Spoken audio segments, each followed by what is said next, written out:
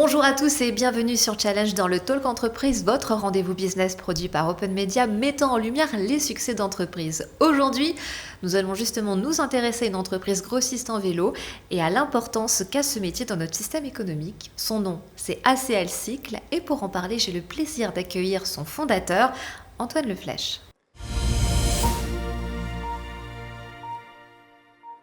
Bonjour Antoine Leflèche. Bonjour Claire. Merci beaucoup d'être avec nous. Donc, comme on vient de l'évoquer, vous êtes grossiste en vélo. Est-ce qu'avant de rentrer dans le vif du sujet, vous pouvez nous faire une courte présentation de l'entreprise ? Rapidement, c'est grossiste en vélo. Ça a commencé dans les années 2020, pendant le Covid, où j'étais en poste aux Pays-Bas. Et après analyse du marché français qui était en pleine effervescence autour du vélo, la demande grandissante, beaucoup autour du vélo d'occasion, j'ai pu comparer à l'époque aux Pays-Bas ce qui était en place. J'ai vu qu'en France il manquait quelque chose, j'ai voulu apporter, on va dire, ma pierre à l'édifice autour du vélo d'occasion. Donc j'ai commencé vraiment autour du vélo d'occasion pour répondre à beaucoup d'entreprises, beaucoup de revendeurs sur une lacune au niveau de logistique et sourcing de vélo. Voilà, ça a commencé réellement avec du sourcing aux Pays-Bas. À l'époque. Voilà. Et ensuite, on avait vu qu'il y avait une idée à faire, en tout cas à développer en France, et donc de là à germer ACL Cycle. Pourquoi ACL d'ailleurs ? C'était né d'une première activité de commerce avec les Pays-Bas. Normalement, c'était agricole, commerce et location. C'était du commerce de matières premières agricoles avec les Pays-Bas. Et après, ça s'est transformé en Antoine Commerce et Location. D'accord. Pour la petite histoire. Pour la petite Très histoire. Très peu de personnes me le demandent. Et bien, en tout cas, l'ensemble de nos spectateurs savent maintenant pourquoi ACL. Donc, pour en revenir à nos moutons, justement, en quoi consiste plus précisément donc, le métier de grossiste ? Alors pour ma part, contrairement à beaucoup de grossistes qui travaillent avec du neuf aujourd'hui, qui sont très organisés, pour ma part, c'était me concentrer sur le vélo d'occasion. Ça veut dire collecter des vélos d'occasion, que ce soit dans les fourrières, que ce soit pour des vélos de meilleure qualité dans les boutiques, tous les vélos qui sont repris. Quand vous emmenez votre vélo dans une boutique pour acheter un vélo neuf, certaines boutiques reprennent votre vélo d'occasion, ne savent pas forcément quoi en faire. C'est là où j'interviens, je les reprends, je rentre ça en gros lot, je trie et je les repropose à des entreprises qui sont, elles, spécialisées pour le coup dans des vélos d'occasion, dans du recyclage par exemple, de la revente directement dans des boutiques spécialisées en vélos d'occasion, des associations également. D'accord. Et en parallèle de ça, j'apporte aussi tout ce qui est solution logistique, du stockage pour les entreprises qui n'ont pas la place. Oui, ça peut être... tout ce qui est transport pur, sans commerce entre-temps, juste aller chercher un lot de vélos à l'autre bout de la France, faire un Paris-Marseille par exemple. Voilà, dès qu'il y a une problématique quelque part, je vais essayer de trouver une solution pour répondre à ces besoins. Et pourquoi vous vous êtes orienté spécifiquement vers l'occasion justement ?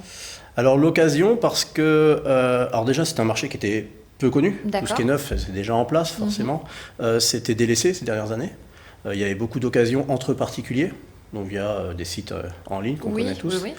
Donc très peu organisé, pas de SAV derrière, tout ça. Donc il y a un attrait sur le recyclage, on va dire ces dernières années, aussi par rapport à l'environnement, bien sûr. Et puis aux enjeux RSE maintenant. Exactement.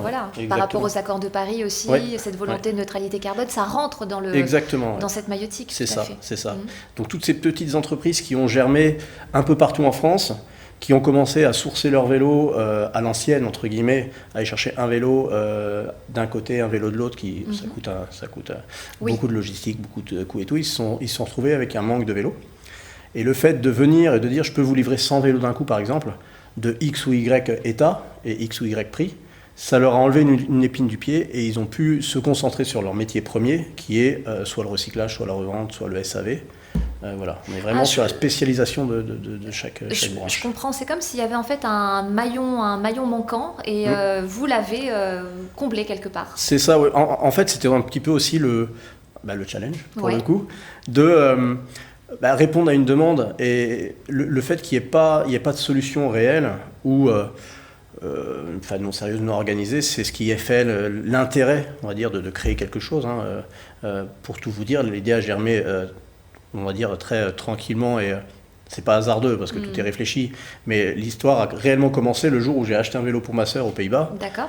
Et elle ne le trouvait pas en France et le fait de me rapprocher de tout ce marché, de rencontrer certaines boutiques françaises qui allaient aux Pays-Bas se sourcer et tout ça, je me suis dit il y a peut-être quelque chose à faire en France en tout cas sur ce milieu. Et j'imagine que c'est pas non plus un hasard que vous soyez basé en plein cœur de la France, dans le Cher, j'imagine, pour des questions aussi stratégiques, parce que les plus grands bassins de vélo, justement, où est-ce qu'ils se trouvent? C'est principalement Paris par rapport au nombre d'habitants, Paris, Lyon, il y a Rennes, Bordeaux. Bordeaux aussi. Voilà, toutes les grosses villes de France, après plus en périphérie, plus Lille, Strasbourg par exemple. Le fait d'être au centre de la France, c'était vraiment la question logistique.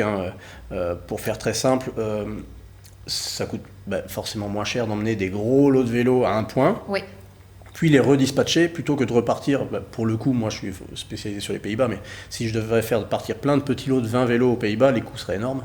Évidemment. Donc c'est plus simple de venir centre-France, redispatcher en une journée, n'importe quel chauffeur a fait l'aller-retour. Donc c'est vraiment purement stratégique.